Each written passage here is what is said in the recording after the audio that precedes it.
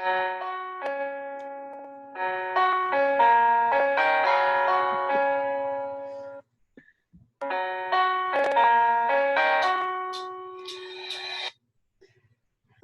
welcome to Write Volumes One Question.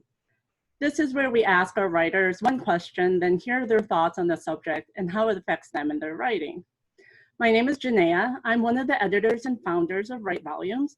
Our goal is to give diverse voices an outlet for expression and to bring attention to diverse writers and our thoughts. In this one question series, we may not discover the right answer. There may not be right answers, but there are right discussions. The goal is to stimulate conversation, voice potentially alternative perspectives, provide a glimpse of how others view the world, and to expand ideas. Please remember, while we are a range of people on this panel, we are individuals and not a spokesperson for a race, ethnicity, gender, sexual orientation, or anything. We speak for ourselves, not on behalf of everyone in our tribes or community.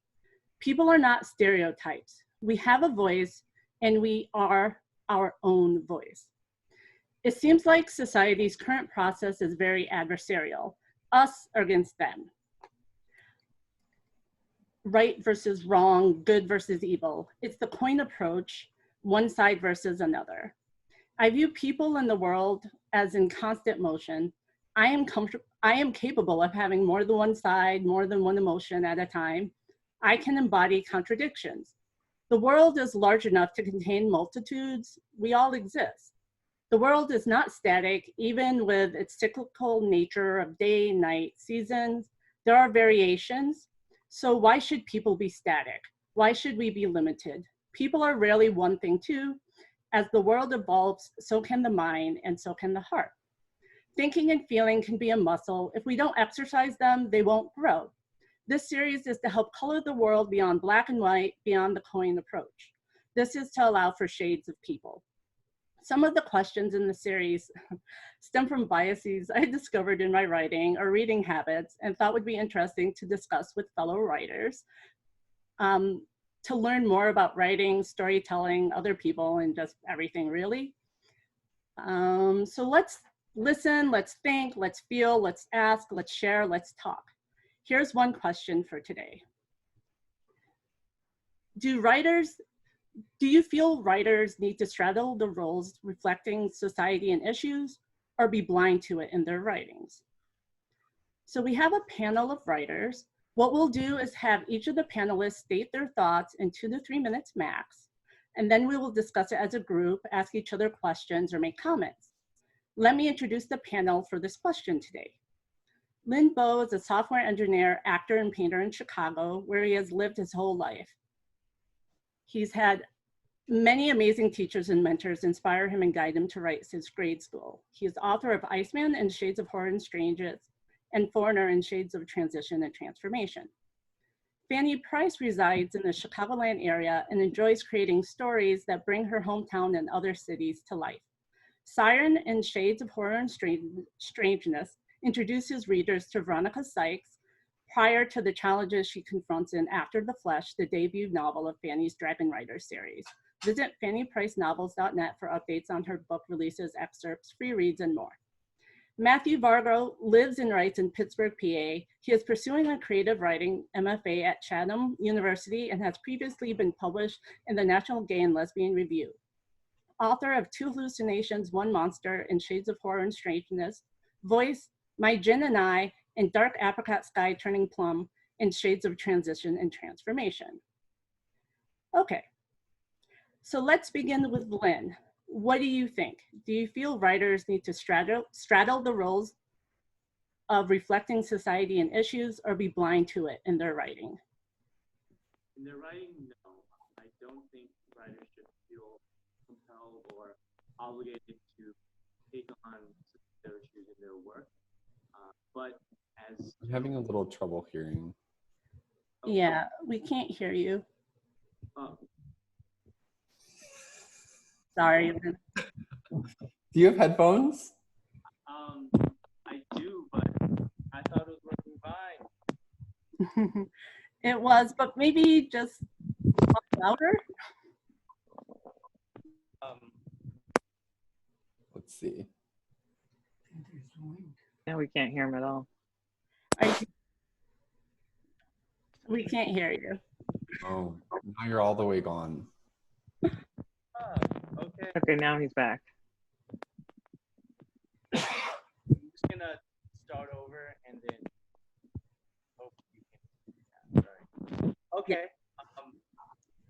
No, I don't think writers or artists should feel compelled to express societal issues or tackle them in their work. I think they should feel compelled to write whatever story they want to tell. I think art should be free for them to tell those stories. As citizens, though, and as just people in general, I think people should speak out whenever they see issues in society. But art is a space for people to do whatever they want. That being said, I think writers are honest about what they feel and how they think. It's probably inevitable that they will touch on these kind of grander issues that are happening, and whether that's subtle, like influencing the way they see their characters or the themes they talk about. I think there's definitely room for that inspiration to happen. And that being said, I also think that if you tell a compelling story, and whether or not it has to do with the societal issue, you really kind of humanize yourself if you move your audience with that work, and then you see that kind of transformation happening where an individual becomes this kind of humanized person and have a individual story as opposed to a story that is kind of overshadowed by whatever their ethnicity or background is. And I think being able to bridge that gap will help other people kind of see more examples that are counter to whatever stereotype that they might embody. So, short answer, no, but of course, with those nuances. Okay. Fannie, what do you think? So for me, it really depends on the story and of course, writing, how artfully it's done.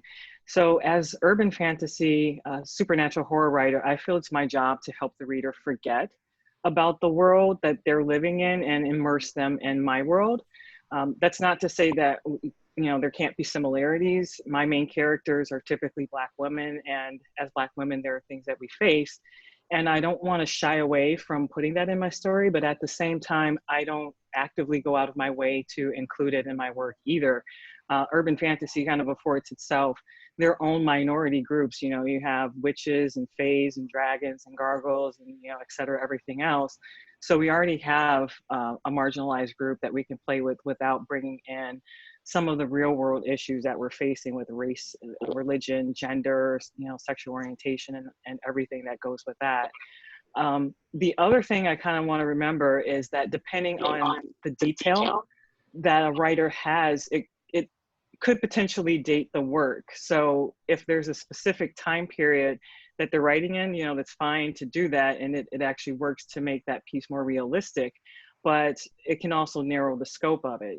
If you have or mention in your writing that, there's riots going on, that's a pretty broad, topic. There's riots that happen throughout generation and for multiple reasons as well.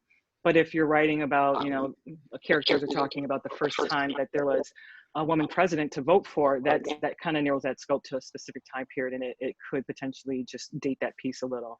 But I do think that the most important thing is, how does it affect the character and story? And is that story driven, or is it author intrusion? I've read some stories where it felt like I was being beat over the head with the author's point of view of, politics. And for me, that can be a really big turnoff.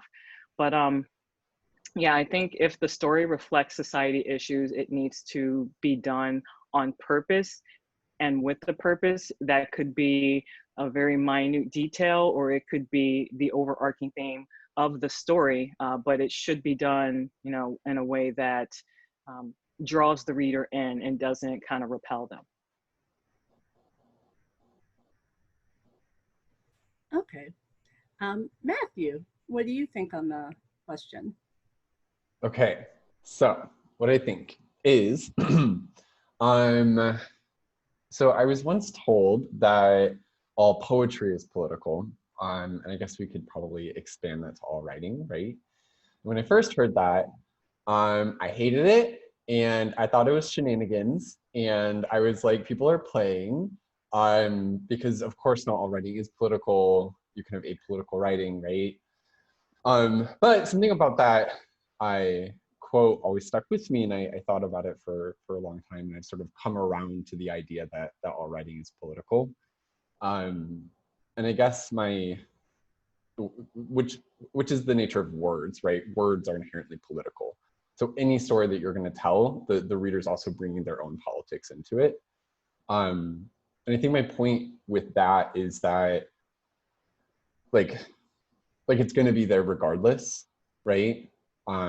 The political is going to be there. So really the choice that the author is making with like what they withhold or what they put out there is really a choice of like how explicit do you want to be within the political arena, and also like how does straddling those things, like how does it serve the story, right? Because ultimately you want to tell a good story. So sometimes pulling out some more like overt political things might make more sense, or maybe having them more in there and upfront would make sense for different stories. I think also, from a personal perspective, I often try and shy away from like overtly political types of things or references. And part of that in me is like sort of like an insecurity, right? Or sometimes it even feels a little bit distasteful. And Fannie, to your point too, I think that it then locates the work in space, right? Depending on what you're doing. And then that context can change and you don't know what it's going to do to the work that was created. So I think that even though it's always there, and it's sort of like the author's responsibility to recognize that it's there, it's still something that's like hard to navigate, right?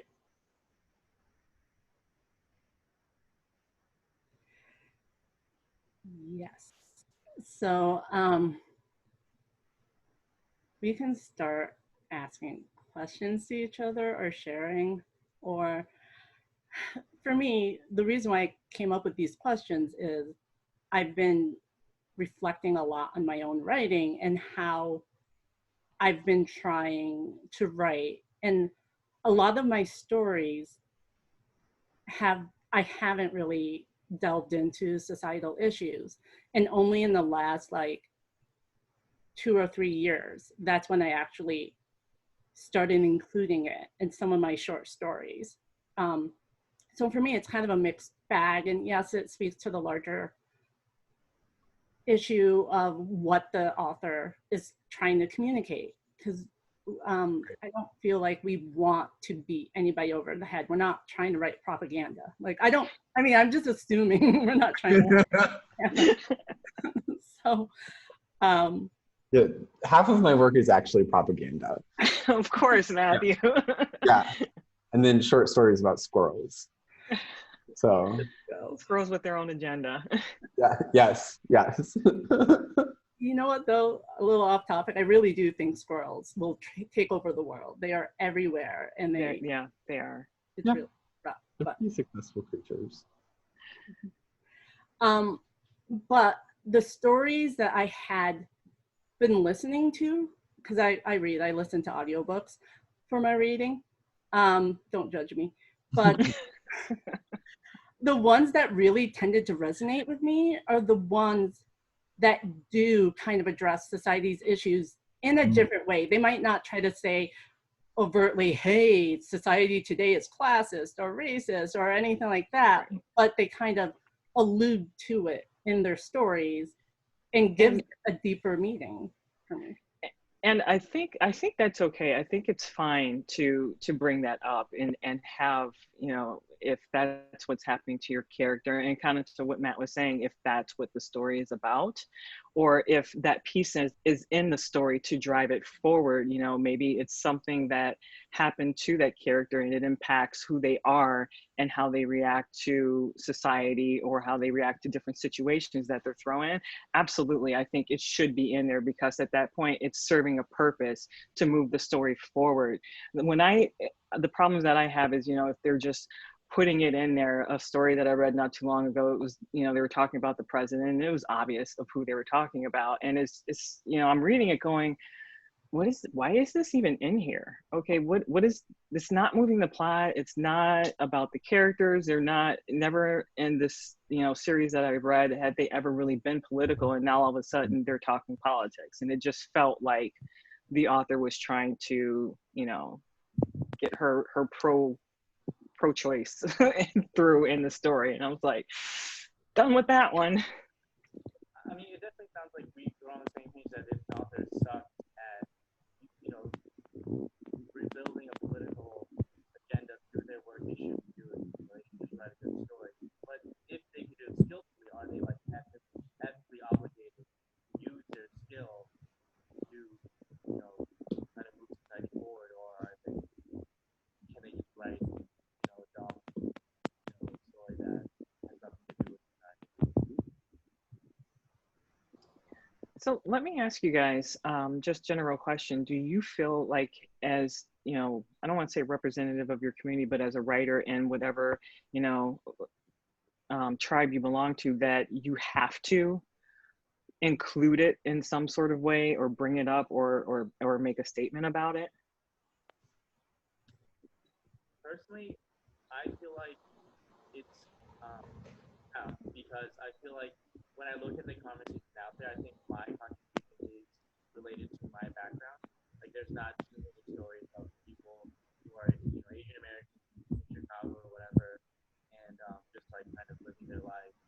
Um, so I feel like that's something I can add, and since I don't see that, I think I should add it. So I do feel that obligation. Um, but that doesn't mean like I feel like I can necessarily comment on society. I can just tell my own story, but I feel like that's enough, and that's also what I should.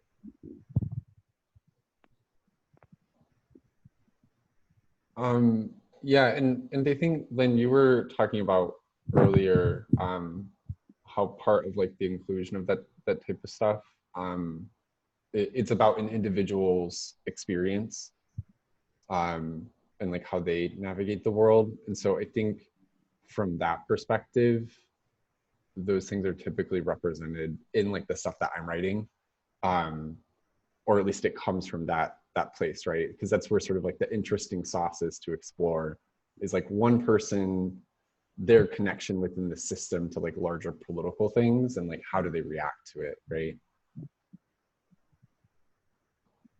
Yeah, because also for me, I kind of feel like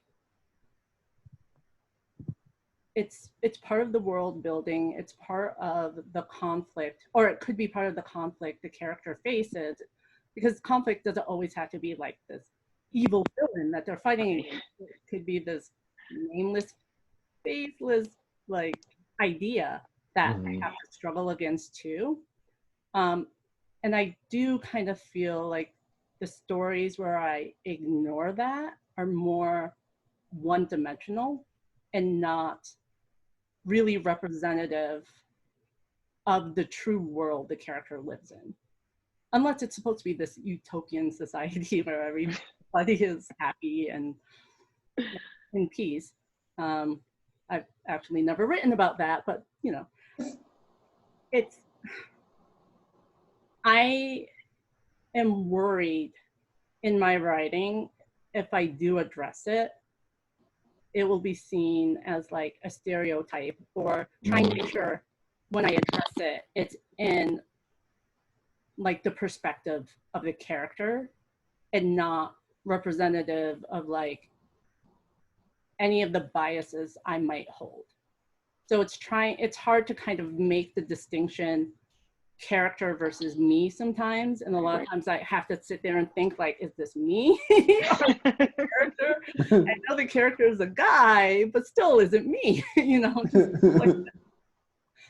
So it's hard to walk that line for me.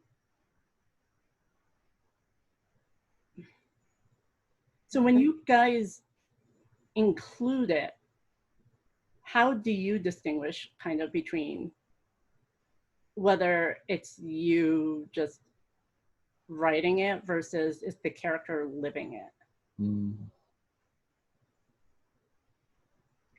Well, I think you kind of hit it on the head. You know, am I talking through my character, or is my character now becoming my voice? You know, how is it impacting them? How is this going to move them forward? And how is it potentially going to change a choice that they may make coming up? You know, we just want to keep that in the background, that this particular event or circumstance or whatever it is has happened to them. So how does it moving forward? And if it's not moving them forward, then is this something that I just put in because I was watching the news and I was angry about something? I was like, nope, that's going in the story today. So now it's in there just as like as background noise, and it's not really driving anything forward. That's kind of how I look at it. And sometimes that takes writing it in there and getting that first draft out and then going back and going, what was I thinking when I put this in? Why did I do that? And taking it out, you know? I think that's why it's, thank God, our first drafts are never published. Yeah. Although sometimes those artifacts, like, I'm tempted to want to keep them. Like, I'm a fan of, within stories, things that pop up that seem sort of a little bit erroneous, and then they just exist and we like never come back to them, right? And I think sometimes those things that are maybe like driven by that, there is value in keeping them because they can just exist in a little ecosystem, which is often how the political seems to function in our life. There's like spots and moments that it's really apparent to us. And we can see it.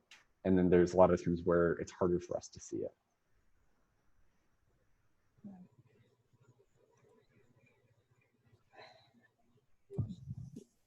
So would you err on the side of including it or not including it? Like if you couldn't include it in a deep and meaningful way, I guess that's kind of loaded, but if you couldn't include it very well in a way to push the story forward, it kind of does, but it's not fully drafted yet, would you err on the side of including it or not including it? I would err on the side of becoming a fantasy writer and just creating a whole different system. I'm going to hold you to that, Matthew. Yeah, no.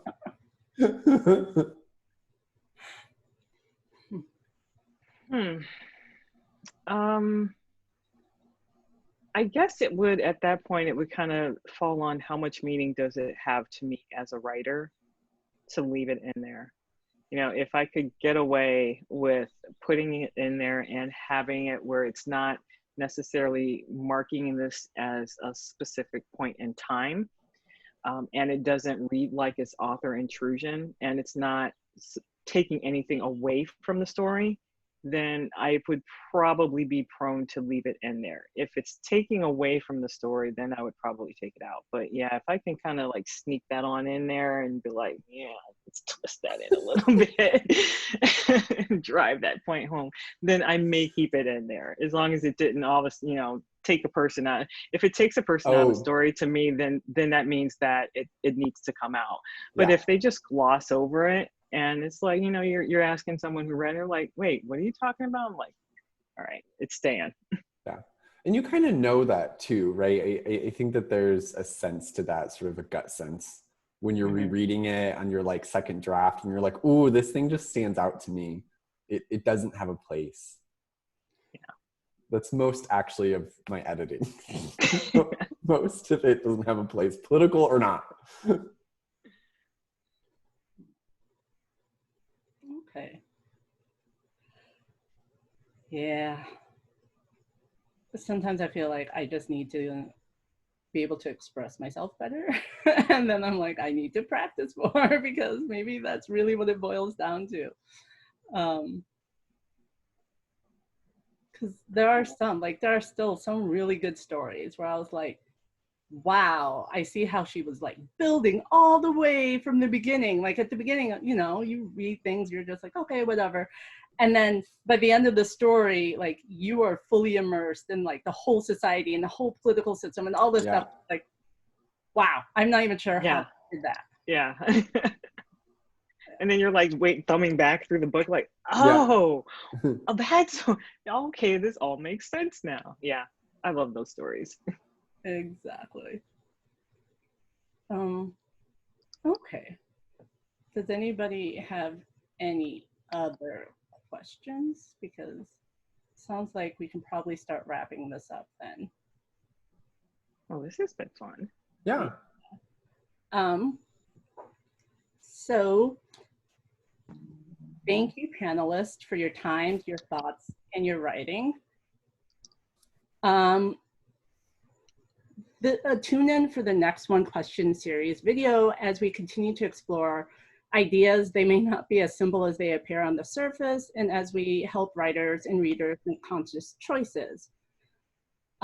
We also want to thank everybody for listening. This is Behind the Volume Look at Write Volumes in the Making, One Question.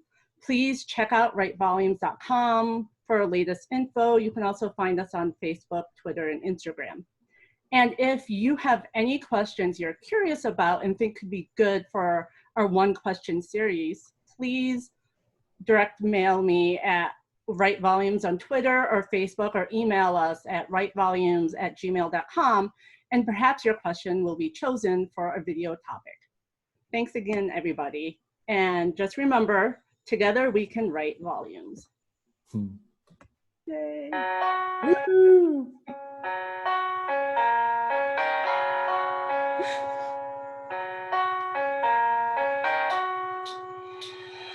Thanks, everyone. Oh, this is fun. Thanks, guys. Yeah, thank you. Thanks. Bye. Bye. Bye.